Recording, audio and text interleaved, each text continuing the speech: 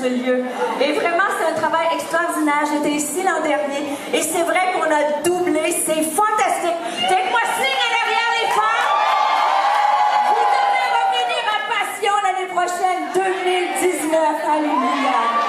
Est-ce qu'on peut juste demander à Christian, toutes les filles qui sont debout, le comité organisateur, pouvez-vous juste vous lever? Est-ce qu'on peut les applaudir?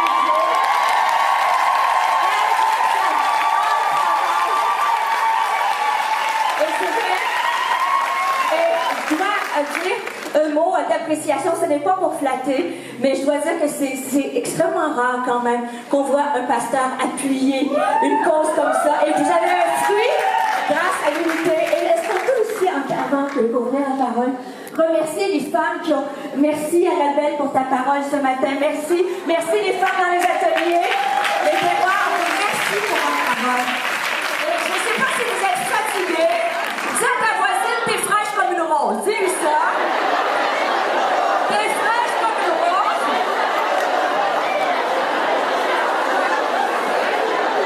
Ce soir, je crois que Dieu veut vraiment parler depuis ce matin. La pensée qui revient sans cesse, c'est être libre. Dieu veut faire de nous des femmes libres. Avant de se lever, de bâtir sur le roc, il faut qu'on soit complètement libérés. Amen. Et quand je parle de liberté, je ne parle pas de la liberté que le monde parle aujourd'hui. Je ne parle pas de féminisme. Je parle des femmes qui connaissent Dieu. Cœur à cœur, des guerrières pour leur maison, des guerrières pour le prix, qui sont libres d'avancer en Christ. Est-ce que j'ai des femmes libres dans ce lieu? Dieu veut agir. Et dans la parole de Dieu, ça nous dit dans Jean, chapitre 8, verset, on va regarder quelques textes ensemble. Jean, chapitre 8, verset 31-32, ça dit, si vous demeurez dans ma parole, vous êtes vraiment mes disciples. Vous connaîtrez la vérité et la vérité vous affranchira. Jésus-Christ mort à la croix par le sacrifice de Jésus, nous avons accès à la puissance de la croix et nous avons accès à cette liberté-là. Liberté du pardon, liberté de donner, liberté d'être restauré, la liberté complète dans nos pensées, dans notre corps. Dans Jean chapitre 8, verset 36, il est écrit, si donc le Fils vous affranchit, vous serez réellement libre. C'est exactement ça, une réelle liberté. Peut-être que tu es venu ce soir, on chante, on danse, on a du bon temps dans la présence de Dieu. Mais il y a un endroit dans ta vie où Dieu veut te rendre vraiment libre. Et si tu prends le temps de venir à une conférence comme celle-ci, de passer toute la journée, c'est parce que tu as soif que Dieu te rend réellement libre. Et chacune d'entre nous, si on est honnête, je pense qu'il y a des moments dans notre vie où on a besoin de cette liberté-là, dans un aspect de notre vie. Et dans 2 Corinthiens, chapitre 3, verset 17, ça dit, le Seigneur, c'est l'Esprit. Et là où l'Esprit du Seigneur est la liberté. Est-ce que vous croyez que le Seigneur est dans ce lieu? Est-ce que vous avez senti la présence de Dieu dans ce lieu? Si Dieu est avec nous ce soir, qui sera contre nous?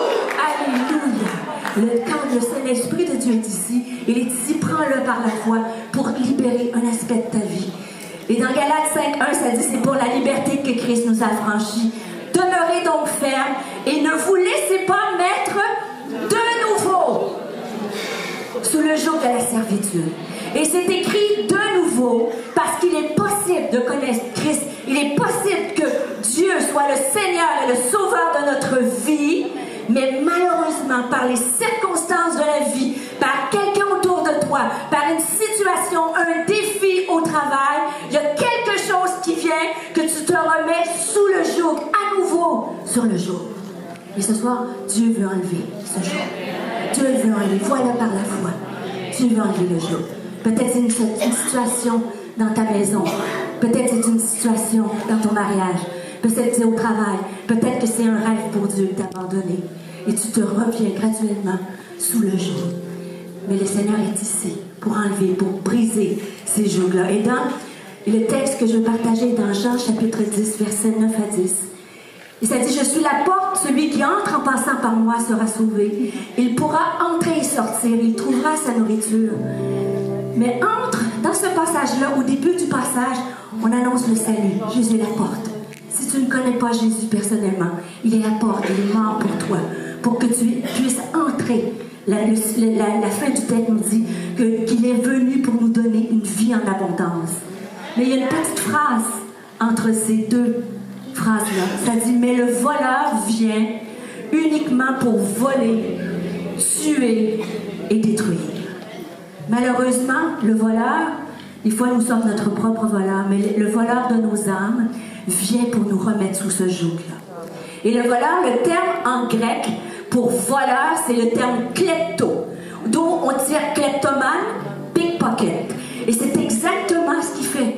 Le voleur, dans ta vie chrétienne, tu viens, tu marches, tu viens à la conférence, tu es en feu. Mais la semaine prochaine, dans une semaine, dans 2 semaines, dans 3 semaines, il vient, viens mon ami, lève-toi debout. Il vient, et sans que tu t'en aperçois pas, il te distrait, puis il vient te voler. Le voleur, il vient pour enlever ta joie, pour te faire perdre ton identité en Christ, pour assaillir ta maison, ton mariage, pour détruire ton mariage. Le voleur vient pour tuer, et le terme tuer, c'est fascinant parce que le terme tuer ne veut pas dire mettre à mort. Tuer, c'est le terme tuo. Et ça veut dire sacrifier, abandonner, baisser les bras. Le kleptomane, le pickpocket, pendant que tu t'en aperçois pas, vient, te vole, et il vient tellement te décourager que tu baisses les bras. Et c'est là qui emmène la destruction. L'ennemi n'a aucun pouvoir sur ta vie.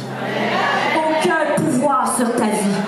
Mais le pouvoir de venir dans tes pensées et de te décourager. Et finalement, tu t'élimines toi-même.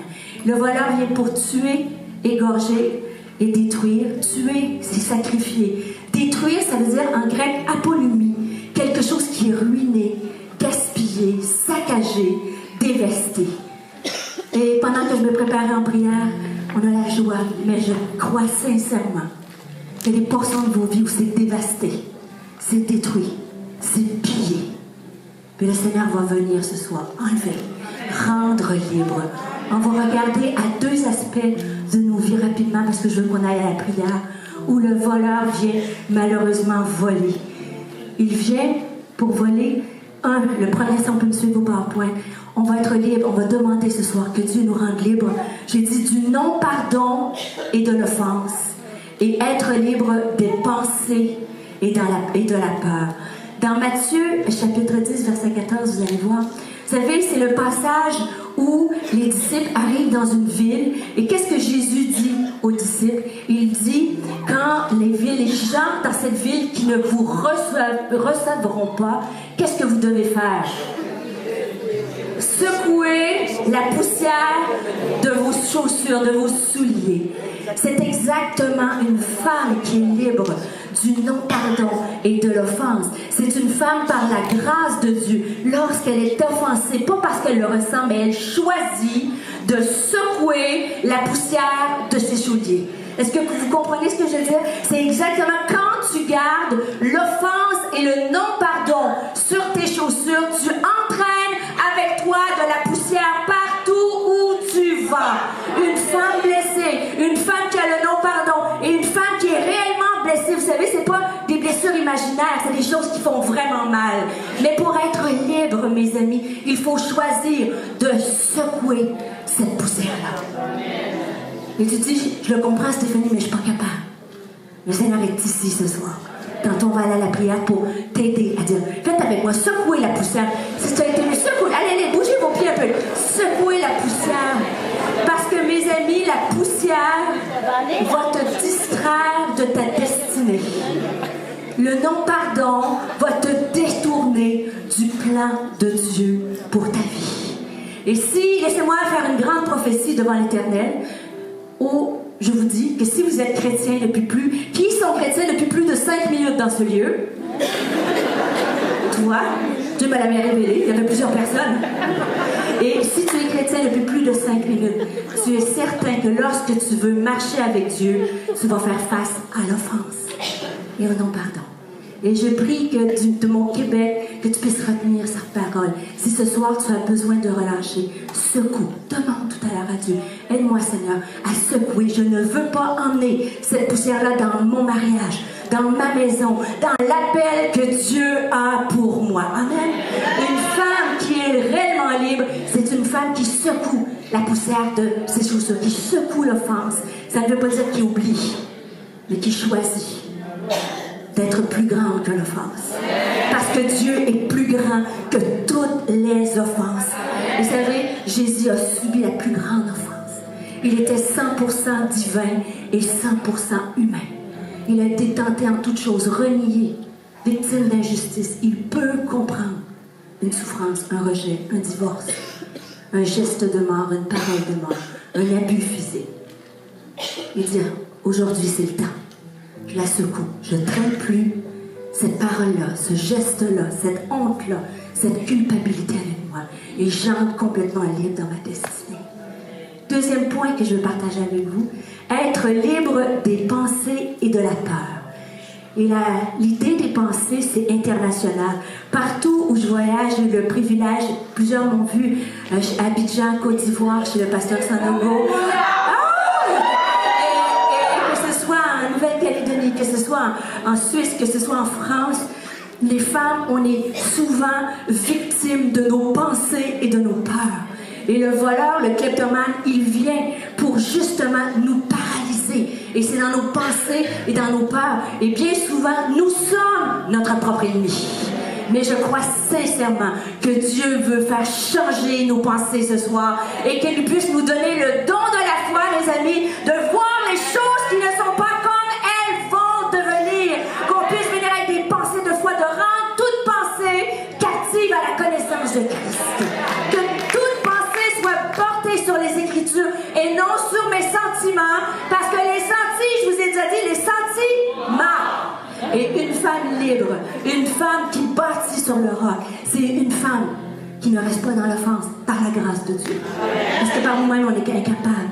Mais c'est aussi une femme qui marche, même si, qui marche comme la Bible dit, qu'elle ne regarde pas aux choses visibles, mais qu'elle regarde à ce qui est invisible.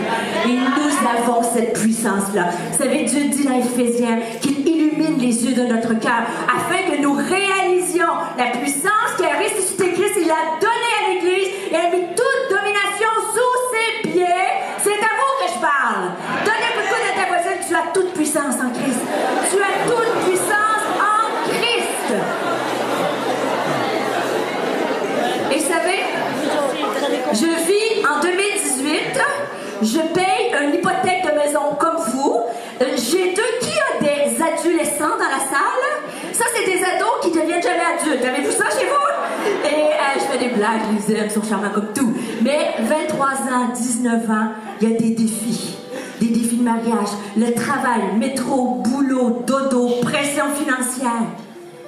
Mais Dieu peut te donner la force d'être une femme solide, inébranlable, qui regarde dans l'invisible. Par la force de Dieu, est-ce que tu le crois ce soir? Est-ce que tu le désires? Et la Bible nous dit, garde ton cœur, garde tes pensées, plus que toute chose, parce que ta vie en dépend. Et l'ennemi vient ce soir, il vient pour te décourager. Kleptomane. Il vient pour te détruire, mais par la grâce de Dieu, on va refaire les pensées. Et le texte que je veux partager, comment on peut refaire nos pensées, c'est dans le livre de Samuel, 1 Samuel, chapitre 17, verset 8 à 11. Vous savez, j'aime les héros de la foi. Demain, on va parler de Gédéon. J'aime la Bible parce qu'elle ne maquille pas les êtres humains. Les grands héros de la foi sont des êtres humains comme vous et moi. Et c'est motivant parce que Dieu peut et va faire de nous des héros de la foi. Le croyez-vous, des héros de la foi? Parce qu'on a besoin dans les temps que nous vivons. On a besoin, avec tout ce qui se passe au niveau écologique, au niveau politique. Vous savez, même aujourd'hui, les événements graves qui prennent place. Et Dieu se cherche un peuple pour un réveil. En Belgique, des femmes solides, des hommes qui vont marcher par la foi et qui vont ne pas regarder ce qu'ils ressentent, leurs pensées. Et David est un homme de cette nature-là. David est un homme, dans les psaumes, c'est celui qui a écrit « Je suis comme un vase brisé. » Amen. Et ça, il y a des moments comme ça. Les lundis matin, dimanche, wow, à l'église, lundi matin, wow, ça peut. Et des fois, si on est honnête, on a tous des David en nous. Vous me voyez combattant, moi je suis boostée à fond avec tout ce que je vois. Mais j'ai une femme de la même nature que vous, j'ai mes défis. Et ce que j'enseigne, c'est faut que je les mette en pratique dans ma vie. Et il y a des jours où je me sens comme un vase brisé pour mes défis à moi, comme vous avez les vôtres. Mais il y a aussi des jours où je me sens comme David. Et ce soir, c'est ce que je veux voir dans chacun d'entre nous.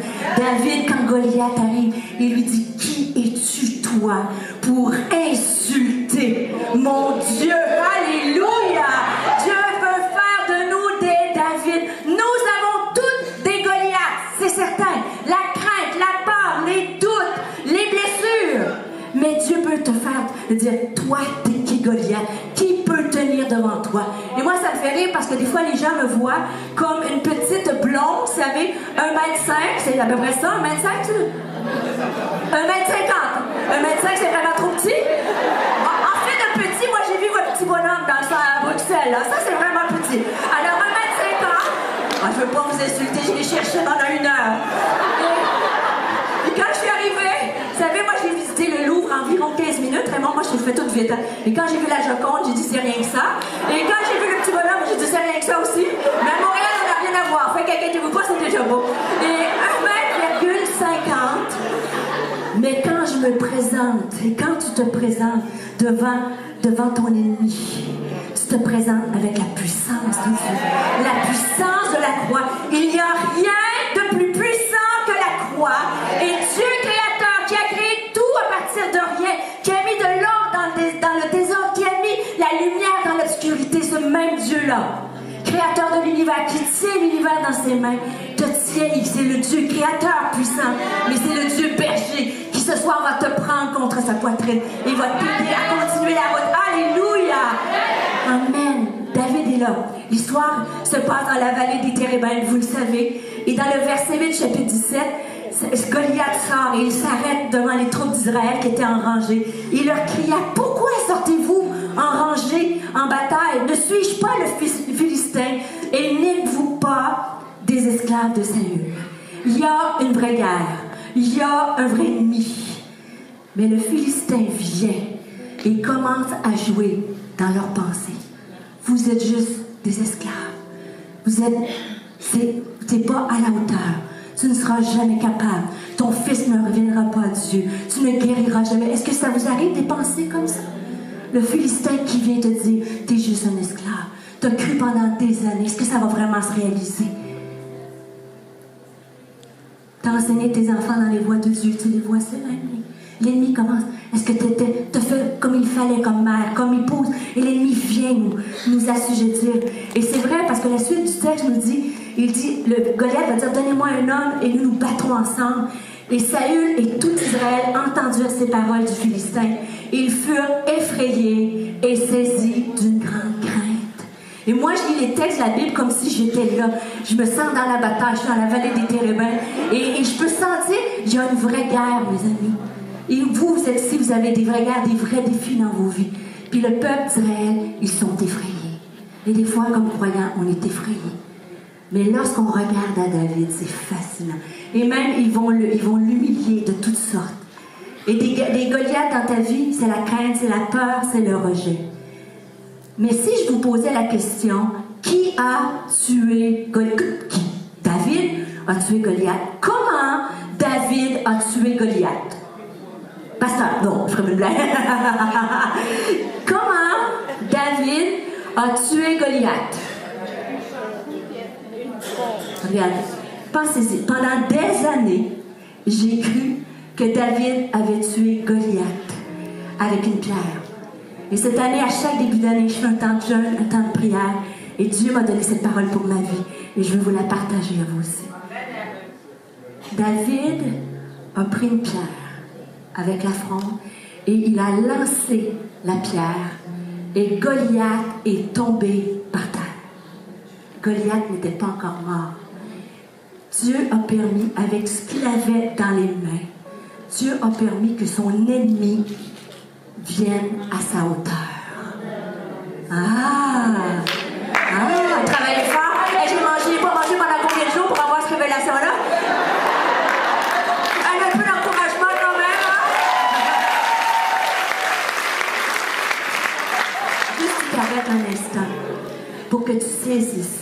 Il n'y a pas de Goliath trop grand. Tu penses peut-être que ce soir, tu as juste une pierre, que tu n'as rien dans tes mains. David n'avait rien. Mais avec cette pierre-là, avec ce que tu as, Dieu peut mettre ton ennemi à ta portée, tes pensées à ta portée. Et savez-vous qu'est-ce qu'il a fait, David? Il a pris l'épée de son ennemi. Et c'est là qu'il a tué, je vous dis, je suis sanguinaire un peu. Il a tué Goliath et il lui a coupé la tête et il l'a ramené comme un trophée de victoire. Alléluia! Je suis sanguinaire parce que le voleur vient pour tuer, égorger et détruire. Et bien souvent, les Goliaths de nos vies, nos pensées, nos craintes viennent nous intimider et on oublie la puissance qu'on a en Dieu. En Dieu, en nous, c'est rien. Une seule pierre, Dieu peut ce soir te donner la force de remettre tes craintes, tes peurs, tes doutes, tes blessures à ton niveau et te donner la force de les tuer complètement et sortir complètement libre.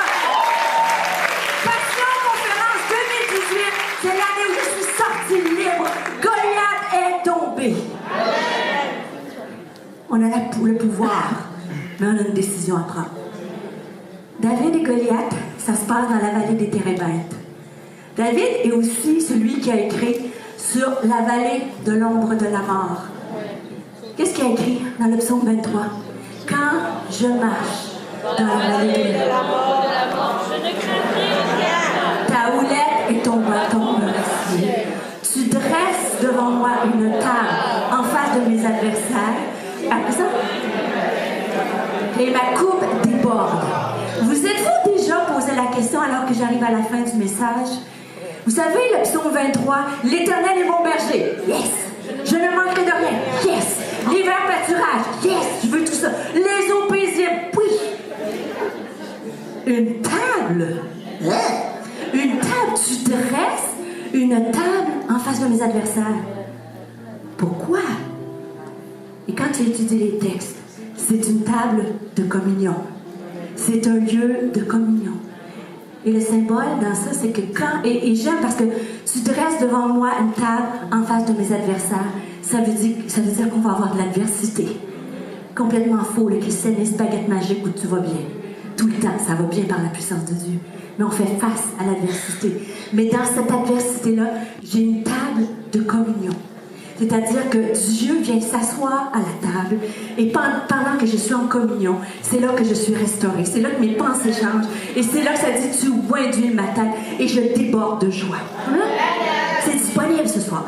Moi et mon mari, nous avons fêté 31 ans de mariage cette année. Amen? Je tiens à préciser, pour fêter 31 ans, je me suis mariée à 10 ans. OK? Faites le décompte, 41.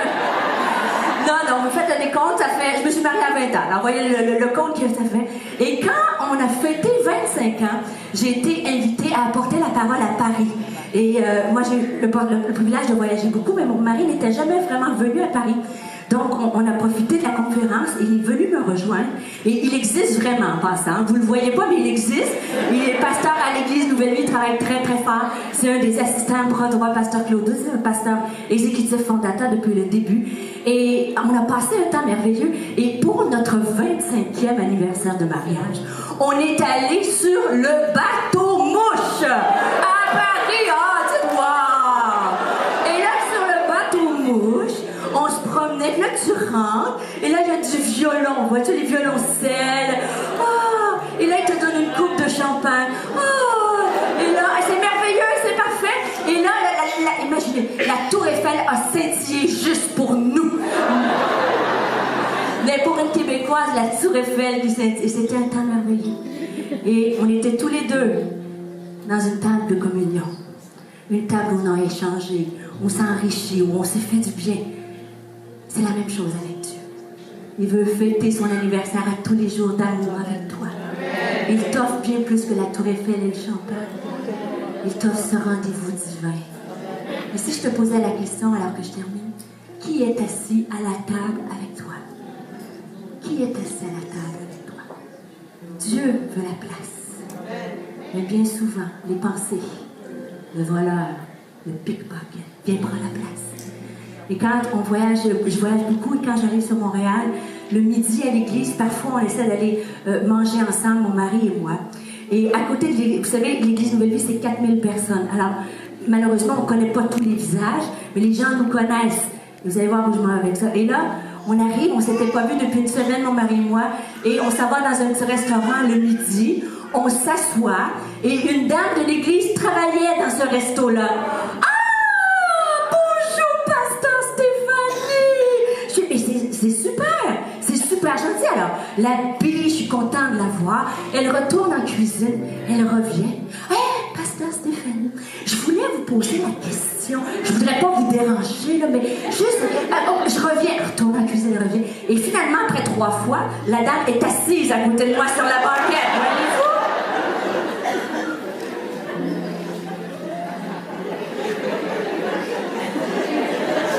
Que Dieu la bénisse.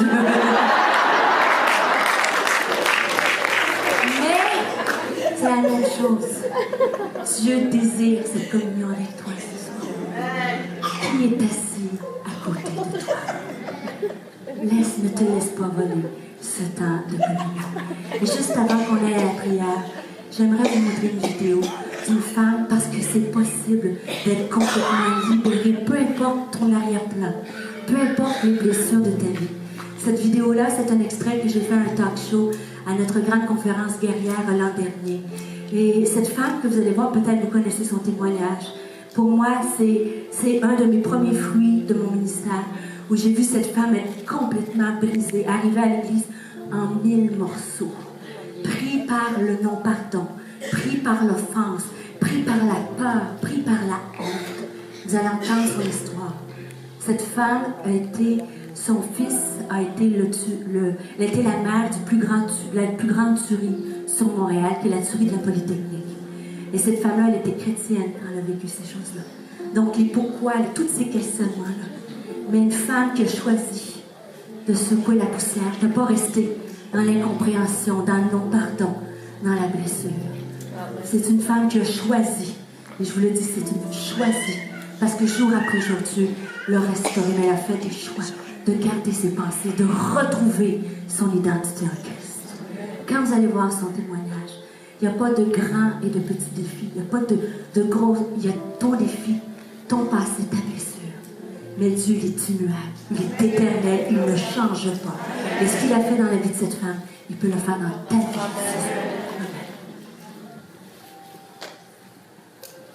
C'est ta plus grande guerre, et comment tu as obtenu cette victoire? Et moi, étant mère monoparentale, avec 2 enfants, soutien de famille, j'ai dû travailler fort toute ma vie. Et j'avais une valeur à ce moment-là, c'était l'éducation. Je me disais, si tu peux arriver à amener tes enfants à avoir une très bonne éducation, à ce moment-là, tu peux te débrouiller dans la vie. Mais c'est pas ce qui est arrivé.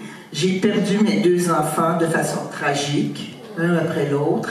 Et j'étais chrétienne aussi. Ça faisait déjà 8 ans que j'étais chrétienne. Heureusement, le Seigneur m'avait enraciné en lui pour être capable de passer au travers. Et le premier, mon fils, le 6 décembre 1989, est entré à l'école polytechnique, a abattu 14 jeunes filles, en a blessé 21 autres et s'est enlevé la vie. Vous savez, le meurtre, c'est quelque chose d'épouvantable. Quand tu es chrétienne, c'est encore pire, il me semble. Et à ce moment-là, ma vie s'est effondrée complètement. Surtout au niveau émotionnel, parce que j'arrivais quand même à travailler malgré tout, mais au niveau émotionnel, la honte qu'on peut éprouver quand ton enfant fait des choses qui sont vraiment criminelles finalement, et la culpabilité, la peur de faire face au monde quand tu retournes travailler, la colère aussi, parce que de la colère, tu as donné toute ta vie pour que tes enfants aient une bonne éducation. Arrive le moment où ils devraient commencer leur vie, voilà qu'ils s'enlèvent la vie. 7 ans par la suite, ma fille, qui ne portait pas le même nom que son frère, parce que son frère avait changé son nom à l'âge de 14 ans, donc elle était au collège et se faisait poser beaucoup de questions, elle aussi. Et elle n'a pas eu la même foi que moi. Moi, je me suis réfugiée en Dieu, mais elle n'avait pas cette foi-là. Et quand tu n'es pas en Dieu, tu vas aller chercher n'importe quelle dépendance autour de toi, que ce soit des médicaments, que ce soit de la drogue, que ce soit de l'alcool, que ce soit des relations sexuelles justement toxiques, enfin, toutes ces choses-là. Et elle commencé à prendre la drogue et 7 ans plus tard, le policier est arrivé chez moi pour me dire que ma fille était gravement malade et la seule consolation que j'ai eue ce soir-là, c'était de la prendre dans mes bras et elle a perdu la vie dans mes bras. C'est en suivi une période de silence parce que dans Ecclésiaste 7,14, ça dit « Si tu es heureux, réjouis-toi. Mais si tu es malheureux, réfléchis. » Et le Seigneur m'a amené à réfléchir et c'est comme si j'avais fait une rétrospective de toute ma vie. Et à ce moment-là, il y a un verset qui m'est venu. Parce que quand on apprend des versets, quand on commence notre vie chrétienne en lisant la parole, en la méditant, en apprenant des versets par cœur, quand arrive le malheur, tu as ces versets-là déjà en mémoire. Et le verset, je vais vous le citer parce que c'est celui qui m'a tenu bon pendant les 17 années de souffrance. Et c'est dans 1 Corinthiens 10,13. Mais j'aime à le dire avec 2 mots, tentation et épreuve, parce que c'est le même mot en grec. Aucune tentation ou épreuve ne vous est survenue qui n'ait été humaine. Dieu qui est fidèle ne permettra pas que vous soyez tentés ou éprouvés au-delà de vos forces.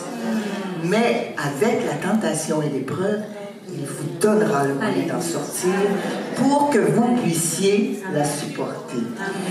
Ce verset-là me montrait, parce que j'étais incapable de m'en confier à aucun être humain, c'était trop gros, et seul Dieu a été mon réconfort. Mais encore là, dans 2 Corinthiens 1,3, ça dit que le Père nous console pour qu'on puisse consoler d'autres. Et aujourd'hui, je dois dire que c'est mon ministère, de consoler le peuple de Dieu, mais de consoler ceux qui cherchent finalement à connaître Dieu. Et j'ai beaucoup maintenant d'enfants, de petits-enfants, j'en ai quelques-uns ici, ou quelques-unes, hein? Et vraiment, là, le Seigneur, c'est au-delà de mes espérances, parce qu'aujourd'hui, ça fait quoi? Depuis qu'on s'est connus, Stéphanie, parce que c'est ici, sur cette tribune, en 2002, que pour la première fois, j'ai osé dire qui j'étais après 17 ans de silence. Et je pense que je vais le refaire, parce que quand Pasteur Claude m'a demandé, puis il a présenté, je me suis levée et j'ai dit haut et fort à toute l'Assemblée, « Je suis Monique Lépine. » Amen. Elle a 80 ans. Merci. Est-ce qu'on peut toute une guerre là? Écoutez, c'est pas ça l'important. Je suis Monique Lépine parce que je n'avais jamais dit mon nom avec les 2 noms depuis 17 ans, parce que je ne voulais pas qu'on me reconnaisse, j'étais dans la honte. Mais ce soir-là, mes amis, j'ai reçu la nouvelle identité en Christ. La honte, la culpabilité, c'était parti. Est-ce qu'on peut applaudir cette église?